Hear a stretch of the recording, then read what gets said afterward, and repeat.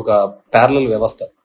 అది జగన్మోహన్ రెడ్డి ఉన్నా లేకున్నా అది ఇంకొక 100 సంవత్సరాలైనా కానీ ఆ సచివాలయ వ్యవస్థ, ఆ సచివాలయాలు అనేది జగన్మోహన్ రెడ్డి గారు ఏర్పాటు చేసినది. అవి జీవితకాలం ఉండే సిస్టమ్. సో దానిలో ఏ విధంగా సబ్సిక్వెంట్ గవర్నమెంట్స్ వాడుకుంటాయి లేదు అనేది వాళ్ళ ఇష్టం. సో అది we have to check. So ఇలా వివిధ కారణాల వల్ల అన్నీ ఉన్నాయి. అండ్ ముఖ్యంగా ఓట్స్కి సంబంధించి 49 లక్షల ఓట్లు కేవలం మన ఏపీలో ఆ ఫిగర్ మ్యాచ్ కాలేదు పార్లమెంట్ ఎలక్షన్స్లో అనేది కొన్ని సంస్థలు చేసుకున్న వాటి ద్వారా రావడం జరిగింది. 79 సీట్లు దేశవ్యాప్తంగా ఈ విధంగా అవకతవకలు జరిగినాయని కూడా జరగడం జరిగింది. సో దాని మీద పూర్తిగా కూడా ఒక ఎంక్వైరీ జరగడము లేకుంటే ఇంకో పద్ధతి ద్వారా వస్తేనే తప్ప వాటిని మనము కరెక్ట్గా చెప్పలేము. ఎవరో చెప్తున్నారు ప్రజలు ఆశపడి మోసపోయినారట. మనిషిని బతికిచ్చేదే ఆశ. సో ఆశ పడ్డంలో తప్పు లేదు. అది నెరవేరుస్తారా లేదా అనేది తర్వాత ఇట్స్ వాళ్ళ ఇదన్నమాట. We have to see. పాపం ముఖ్యంగా రాయలసీమ ప్రాంతంలో అయితే వర్షాలు లేక రైతులు ఇబ్బంది పడుతున్నారు, పనులు లేక ఇబ్బంది పడుతున్నారు. చాలా ఇబ్బందికరమైన పరిస్థితులు ఉన్నాయి. ఎందుకంటే కొన్ని గ్రామాలలో తాగునీళ్ళకు కూడా ఇబ్బంది కలిగే, ఎందుకంటే వాటర్ టేబుల్ పడిపోతుంది, వాటర్ టేబుల్ బాగా డౌన్ఫాల్ అవుతుంది. We have to see. Pawan Kalyan గారికి ఇప్పుడు తీసుకున్నారు Panchayati Raj ministry. It is challenging. ఆయన కూడా నేను విన్నాను ఎక్కడ బ్లీచింగ్ పౌడర్ ఇది లేదు, నీళ్ళకు ఇది లేదు అని చెప్పేసి కూడా వినడం జరిగింది. సో జగన్మోహన్ రెడ్డి గారు ఇట్లా ఎప్పుడు కారణాలు చెప్పలేదు. ఎందుకంటే 100 కోట్లు కేవలం 2019లో దిగిపోయేటప్పుడు టైం పెట్టినా కానీ బడ్జెట్లో డబ్బులు లేవు, ఇవి లేవు అని చెప్పలేదు. తన వంతుగా తన చేయాల్సినది కొన్ని రిఫార్మ్స్ తీసుకొని రావడం జరిగింది. ఇప్పుడు మెడికల్ కాలేజెస్ కావచ్చు, పోర్ట్స్ కావచ్చు, హాస్పిటల్స్ కావచ్చు, స్కూల్ ఎడ్యుకేషన్ కావచ్చు, కొన్ని రిఫార్మ్స్. నేను కూడా అన్ని రిఫార్మ్స్ అంత త్వరగా జనంలోకి ఇంజెక్ట్ చేయడం కూడా తప్పే నేను అనుకుంటున్నాను. వీ హ్యావ్ టు ఆ ఫ్లోలో పోతుండాలి. జనాలకి ఏది అనుకుంటారో దాని ఫ్లోలో పోతుండాలి. వాళ్ళని కొత్తగా మనం నేర్పించాలనే ఒక ప్రయత్నం చేస్తా అంటేనే పెద్ద తప్పు. దానికి బేసిక్ పెద్ద ఉదాహరణ నేనే అనమాట. నాదే లైవ్ ఎగ్జాంపుల్. ఎందుకు నేను లైవ్ ఎగ్జాంపుల్ అంటే, ఇప్పుడు పబ్లిక్ రిప్రజెంటేటివ్స్ జనం దగ్గరికి పోరు, జనంతో మాట్లాడరు, వాళ్ళ దగ్గరికి వచ్చిన వాళ్ళనే కలవడం బరువుగా ఉంటుంది. అలాంటిది నేను ఒక కొత్త సిస్టమ్ని తీసుకొని వచ్చి వీళ్ళే వాళ్ళ దగ్గరికి తీసుకోవడం జరిగింది. దానికి ఎన్నో నిందలు మోయడం తప్ప నాకు వేరేది ఏంది జరగలేదు. అదే మర్యాదగా నేను ఇంటికాడ కూర్చున్నా కానీ నాకు ఈ నిందలు తప్పేవి, నా పని నేను చూసుకున్నా కానీ నేను జనం దగ్గరికి పోవడంతో నాకు నిందలు ఓటమి తప్ప నేను పెద్దగా మూట కట్టుకునేది అంటూ ఏమీ కనపడలేదన్నమాట. సో అపవాదులు తప్ప మూట కట్టుకునేది ఏంది లేదు. సో అట్లుంటుంది. కాబట్టి ఎప్పుడే కానీ సిస్టంలో ఏ విధంగా అలవాటు పడితే దాని ప్రకారమే పోవాలి. అదేంటి అంటే రాజకీయ నాయకులు అనేది ప్రజలకు దూరంగా ఉండాలా, ఎలక్షన్లప్పుడు కనపడాలా, వాళ్ళకి అబద్ధాలు చెప్పాలా, అబద్ధాలకు నచ్చితే వాళ్ళకు ఇది చేస్తా అంటారు, నమ్ముకుంటే వేయరు. ఇంకా దీంట్లో మంచని చెడు అనేది అనవసరమైన విషయం. అండ్ రెండోది, చంద్రబాబు గారు నిజమైన రాజకీయ నాయకుడు అయితే అసలు ఏ పథకాలు చేయకూడదు. ఎందుకు చేయకూడదు అని నేను అంటానంటే, ఇన్ని పథకాలు చేసి ఎటువంటి అవినీతి లేకుండా ప్రజలకు అందించాలి అని జగన్మోహన్ రెడ్డి గారు అనుకున్నారు. ఆ విధంగా అనుకోవడం వల్లనే కదా జగన్మోహన్ రెడ్డికి 11 సీట్లు వచ్చినాయి. అదొక పొలిటికల్ లాగా చేసి ఇంకో విధంగా చేసింటే ఇప్పుడు అందరూ అదే చెప్తున్నారు కదా, వాలంటీర్ అనే వ్యవస్థను తీసుకొని రావడం ద్వారానే పార్టీకి దానికి దూరం అయిపోయింది అనేది అందరి యొక్క భావన. సో వాలంటీర్ వ్యవస్థ ద్వారా అవినీతి లేకుండా చేయాలి అనేది జగన్మోహన్ రెడ్డి యొక్క ఆలోచన. అది నచ్చలే జనాలకు. లేదు మేము ఇలాగే తిరగల్లా, మేము అందరి రాజకీయ నాయకుల ఇళ్ళ దగ్గరికి పోవల్లా, తిరగల్లా, ఇవ్వల్లా, మమ్మల్ని సతాయించల్లా, అప్పుడు కానీ మాకు ప్రభుత్వం నుంచి అందకూడదు అనే పద్ధతిలో ఆలోచించినారు. So we have to accept. So ఇప్పుడు గన చంద్రబాబు నాయుడు గన పథకాలు గన ఇవ్వడం మొదలు పెడితే అందరూ అంటారు కదా, ఏమని అంటారు, జగన్ రెడ్డి బాగా చేసినారు లేప, జగన్ రెడ్డి చేసిన దానికి మీరేం చేసినారు, నేను చేసినా అవే చేస్తాము, కాబట్టి నా స్టైల్ వేరు అనే తన స్టైల్లో తన ఫంక్షనరీ మొదలు పెడతాడు. సో అదే ఫంక్షనరీ ఇప్పుడు మొదలు పెట్టినాడు. అని నేను అనుకుంటున్నా.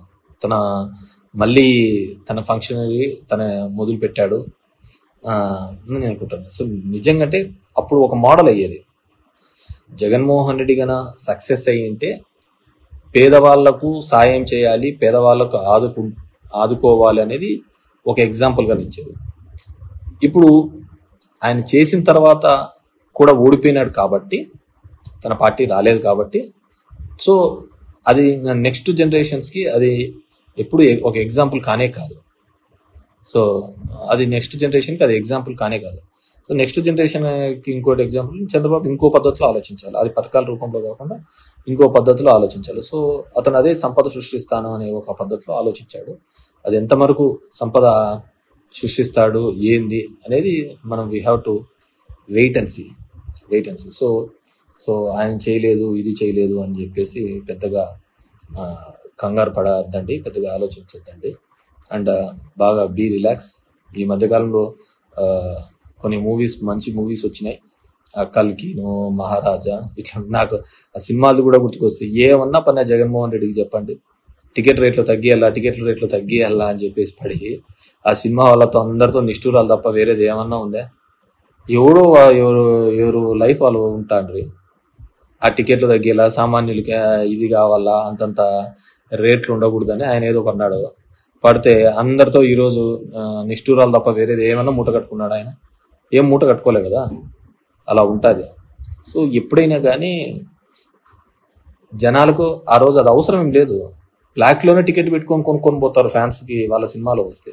అలాంటిది నువ్వు ఆ టికెట్ తగ్గిమని చెప్పడానికి చెప్తే వాళ్ళు ఎందుకు యాక్సెప్ట్ చేస్తారు? So it's craze. మనం వాళ్ళకి తగ్గిస్తున్నాము ఇదేదైనా వాళ్ళు ఆలోచించరు. ఆ విషయం గురించి వాళ్ళకి తెలియదు కదా, మనకి మంచి చేస్తున్నాము అనేది. వాళ్ళ సినిమా ఫ్యాన్ ఎంతైనా పెట్టిపోవాలా అనేది వాళ్ళ ఆలోచన. మనం ఎవరు వాళ్ళ ఆ రేట్లు తగ్గించాలనేది అలా అనుకున్నాము. అందరితో ఒక ఇండస్ట్రీతో అందరితో కూడా మనం చెడు మూట కట్టుకోవడం జరిగింది. నా ఎస్సీలు, నా ఎస్టీలు, నా బీసీలు అని అన్నారు. మిగతా ఆ సెక్షన్ ఆఫ్ ది పీపుల్ నీతో సెయిల్ అయినారో లేదో తెలియదు, కానీ మిగతా సెక్షన్ ఆఫ్ ది పీపుల్ అందరూ కూడా నెగిటివ్ అయినారు కదా. వాళ్ళైనా మేము వద్దా అని. పోనీ ఎవరినైతే భుజాన్ని ఎత్తుకున్నారో వాళ్ళన్నా మనతో తోడొస్తున్నారా? తోడొచ్చింటే ఈ పరిస్థితి అయితే ఉండేది కాదు కదా. తోడొస్తే ఈ పరిస్థితి అయితే ఉండేది కాదు కదా. సోషల్ ఇంజనీరింగ్ అనే కాన్సెప్ట్ తీసుకొని వస్తుంది. ఓసీలకు జనరల్గా వచ్చిన సీట్లను కూడా బీసీలకు ఇచ్చినాడు. ప్రతి ఇద్దరు వైస్ ఎంపీపీలు ఉంటే ఒక వైస్ ఎంపీపీ ఖచ్చితంగా బీసీ కానీ ఎస్సీ కానీ ఉండాలి, మహిళ కానీ ఉండాలి అన్నారు. సో హీ వాంట్స్ టు ఒక revolution. These are all accept చేసుకోవడానికి పబ్లిక్ లేదు. పబ్లిక్ ట్రెడిషనల్గా వచ్చే పద్ధతినే యాక్సెప్ట్ చేశారు తప్ప ఇవన్నీ వాళ్ళు యాక్సెప్ట్ చేసుకోవాలా అనే పద్ధతికి ఆలోచించుకోలేదు. అరే మన కోసం ఒకడు ఆలోచిస్తున్నాడు, నా బీసీ, నా ఎస్సీ, నా ఎస్టీ అని మా గురించి ఒకరు ఆలోచిస్తున్నారు అనేది ఆలోచించలేదు. సో ఇట్స్ వర్టికల్లీ పార్టీ లైన్లో డివైడెడ్గా ఉన్నప్పుడు అవన్నీ ఆలోచించలేదు. జగన్మోహన్ రెడ్డి ఆలోచించినాడు. సో ది మిగతా సెక్షన్ ఆఫ్ ది పీపుల్లో అది ఖచ్చితంగా ఒక నెగిటివ్గానే కనపడింది వాళ్ళకు. సో అది ఇంకా స్ట్రెస్ చేయడంతో ఇంకా ఎక్కువ ఉంది. పోనీ మమ్మల్ని ఓన్ చేసుకుంటున్నాడు కదా, మమ్మల్ని ఏ ముఖ్యమంత్రి కూడా, ఏ పార్టీ కూడా ఇన్ని పదవులు ఇచ్చి ఈ విధంగా మమ్మల్ని దగ్గరగా చేసుకున్నారు కదా అనే ఫీలింగ్ వాళ్ళు కూడా ఎక్స్ప్రెస్ చేయలేదు. వాళ్ళు కూడా చూపించలేదు అన్నమాట. మమ్మల్ని ఇంతగా చేసినారు కదా, మాకు ఈ విధంగా ఒక రాజ్యాంగబద్ధమైన పదవులు ఇచ్చినారు కదా. సరే, పదవులకు ఏ విధంగా ఉంది ఏముంది అనేది తర్వాత, ఎంతో మందిని పక్కన పెట్టి ఇచ్చినాడు మమ్మల్ని. వాళ్ళకు వచ్చిన ఆపర్చునిటీని కూడా తీసేసి మాకు ఇచ్చినాడు కదా, సో మనం ఉండాలి కదా అనేది కూడా లేకపోయింది అనమాట. సో దీంట్లో మనిషి ఒకటి ఆశ, కోరికలు దీని మీద తప్ప వేరేది ఏది కానీ దీంట్లో కనపడదు అనమాట. సో మనము అంత చేసినా కానీ ఏ విధమైన పరిస్థితి కనపడలేదు. So I wish everyone be positive. This 4 years we have to go ahead. YCP వాళ్ళందరికీ కూడా, సో అందరూ కూడా బీ పాజిటివ్. సో ఉంటారు పాపం. జగన్మోహన్ రెడ్డి గారిని ఆలోచించండి. ఇంట్లో వాళ్ళు అతన్ని ఇబ్బంది పెడుతూ, బయట చంద్రబాబు నాయుడు ఇబ్బంది పెడుతూ, పైన బీజేపీ ఇబ్బంది పెడుతూ, ప్రతి ఒక్కరూ ఏదో విధంగా అతన్ని క్రష్ చేయాలా అని వాళ్ళ అహాన్ని చూపించుకోవాలనే ఒక ప్రయత్నం చేస్తున్నారు. So at this point of time మనమందరం కూడా వైసీపీ పార్టీకి ఆయనకు తోడుగా ఉండాల్సిన బాధ్యత. నాకు తెలిసి ఆయన ఎవరికే కానీ తెలిసి అయితే నష్టం జరిగిండదు. సో డెఫినెట్గా ఒక పొలిటికల్ డ్రివన్ తప్ప, రాజకీయంగా తీసుకోకపోవడం తప్ప, ఆయన అన్నీ కూడా ప్రతి ఒక్కరికి కూడా మంచి చేసే ఒక ప్రయత్నమే చేసినాడే తప్ప ఎక్కడే కానీ నెగిటివ్ చేయలేదు. ప్రతి ఒక్కరికి మంచి చేయాలనే ఒక ఆలోచన తప్ప వేరేది ఏం చేయలేదు. సామాన్యుల వరకు కూడా ఒక మంచి చేయాలనే ఒక ఆలోచన తప్ప వేరేది ఏం చేయలేదు. సరే ఉండొచ్చు, రాజకీయంగానే చూసుకోలేదు. ఇప్పుడు ఎఫ్పి షాప్స్ ఉన్నాయి ఒక పల్లెలో, ఒక గ్రామంలో. ఎఫ్పి షాప్ అంటే ఆ ఊర్లో ఉన్న పెద్ద లీడర్ దగ్గరకు ఉంటుంది. అది జనాలందరూ అతని దగ్గరికి పోతుంటారు, లైన్లో నిలబడుతుంటారు, తెస్తుంటారు. జగన్మోహన్ రెడ్డి ఒక కొత్త పద్ధతి తీసుకొని వచ్చినాడు, ఒక వ్యాన్ పెట్టాలని, అది ఇంటింటికి పోయి ఇవ్వాలని. సో అక్కడ అతను బాధపడినాడు, వీళ్ళకు సాటిస్ఫాక్షన్ లేదు. అలా మల్టిపుల్ రీజన్స్తో ఈ విధంగా ఉంది. So that's it for now. So అందరినీ కూడా be positive and we have to, అందరం కూడా జగన్మోహన్ రెడ్డి గారికి తోడుగా ఉందాం, అండగా ఉందాం. అతన్ని అన్ని విధాలుగా కూడా ఇబ్బంది పెట్టే ప్రయత్నాలు చేస్తూ ఉంటారు ఎమ్మెల్యే క్యాండిడేట్స్కి. రాజకీయంగా ప్రతి గ్రామంలోనూ, ప్రతి ఊర్లోనూ, ప్రతి వార్డులలోనూ కూడా ఇబ్బంది పెట్టాలా అనే ఒక ఆలోచన విధానంతో చూస్తుంటే ఇప్పుడు ఒక కొత్త ట్రెండ్ వస్తుందన్నమాట. మామూలుగా రాజకీయ నాయకులు కొట్లాడుకుంటా అంటారు, అయిపోతా ఉంటుంది.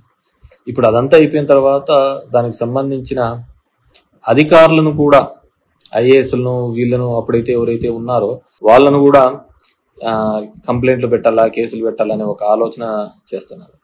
So we have to wait and see. నాకు అనిపిస్తూ ఉంటుంది అదంతా దేశంలోని దరిద్రాలకు అన్నిటికీ కూడా రాజకీయ నాయకులైన కారణము. దెర్ ఆర్ మెనీ సిస్టమ్స్ ఉన్నాయి కదా, వ్యవస్థలు చాలా ఉన్నాయి కదా, కానీ ఎందుకు ఒక రాజకీయ నాయకుడు మాత్రమే దీనికి వస్తాడు అంటే 5 ఏళ్ళకి ఒకసారి ఓట్లకు వస్తున్నాడని ఆ విధంగా ఉంటుంది. ఇప్పుడు if you look in to the 4 pillars అనుకుంటే, జ్యుడిషియరీ కావచ్చు, మీడియా కావచ్చు, ఎగ్జిక్యూటివ్ కావచ్చు, కాన్స్టిట్యూషనల్ పొలిటికల్ కావచ్చు, ఏదైనా కావచ్చు, దీనిలో కేవలం ఒకటిదే తప్పు ఉందంటారా? I don't think so. కింద నుంచి పబ్లిక్ దగ్గర నుంచి పై వరకు ప్రతి ఒక్కరిది ఏదో ఒక సందర్భంలో వాళ్ళ ఆశ, వాళ్ళ కోరికల మీద, కులం మీదనో, మతం మీదనో, అవకాశవాదం మీదనో, ప్రతి ఒక్కదాని మీద ఏదో విధంగా రన్ అవుతానే ఉందన్నమాట. సో ఇవన్నిటినీ కూడా, అండ్ ఫ్యాక్షనిజం పెరుగుతుందని ఎవరో పెట్టారు, పురుషోత్తం. ఎస్, డెఫినెట్గా ఇవన్నీ కూడా ఫ్యాక్షనిజానికి తోడు అయ్యేటివే.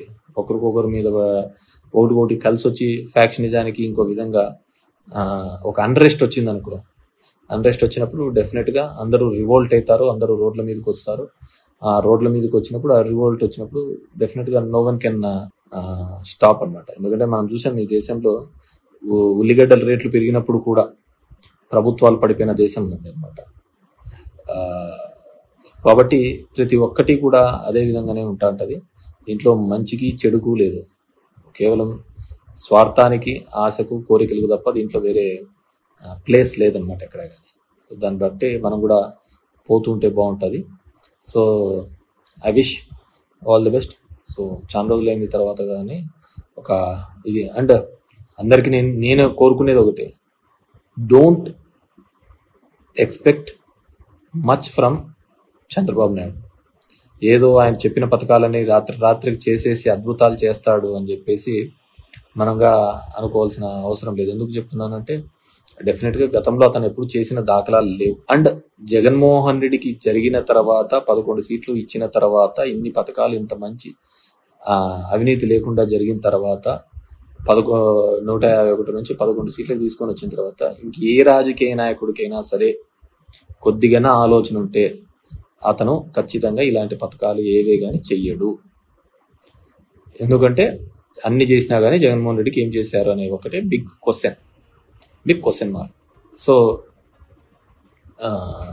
కాబట్టి ఎవరే కానీ నాకున్న అంచనా ప్రకారం అయితే ఎవరు చేయరు.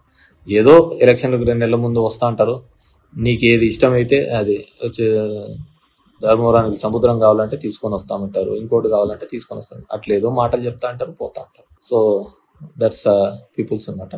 Thank you very much.